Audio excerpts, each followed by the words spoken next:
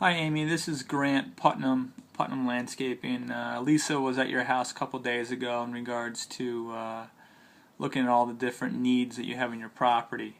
So if you're trying to expand the parking area, one thought is you take this is an aerial shot of your house, by the way, on Google Earth. Expand it about by 11 feet, because currently right now your driveway is about 11 feet wide, so expand it about another 11 feet over, and then you'd have to build a retaining wall starting about here, stretching down. Now you mentioned you wanted to expand the parking also in this area, and if you end up doing that, there's a good chance you're going to need to get permits from the town, as well as if you rebuild the wall within a certain number of feet of the road, you're probably going to have to get permits from the town as well. So that's just something to consider. And then you could continue the wall over to your property line to make like an L-shaped, similar to what you have now, except you're just creating a bigger parking area. And then we'll quote you for replacing the front walkway.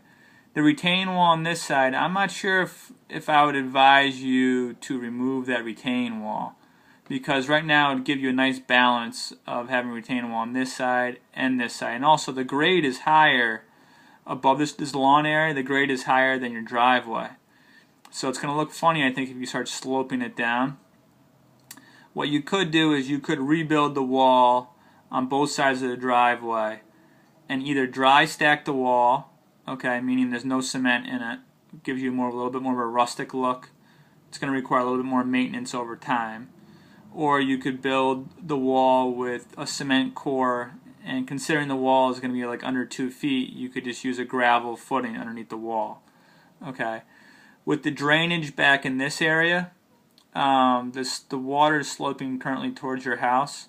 So what we could do is we could put a French drain along this side of the house, which is basically a perforated PVC pipe, which means it's a PVC pipe that has holes that we place under the ground in a trench of gravel. So when the water comes towards that part of the house, the water would seep into the gravel and then go through the pipe. And then what we could do is we could extend the pipe down through this area, and then from this point down to the back of your wall, we could use a solid PVC pipe, which has no holes in it, to carry the water and have the water slowly percolate through the wall.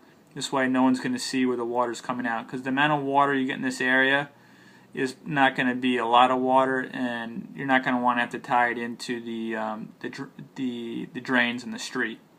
So that would be the best way to handle your drainage, and again, I'll give you a quote for that.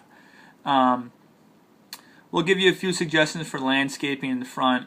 Typically, if we're doing landscaping, we usually do a design, and which we usually would charge for.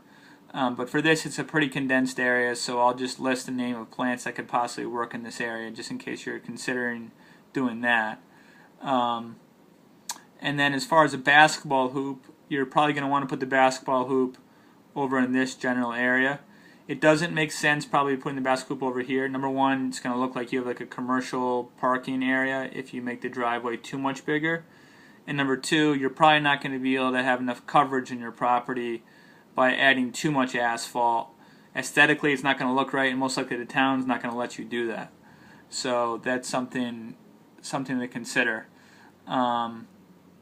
So that's about it. We'll get this email over to you ASAP with the quote and this video.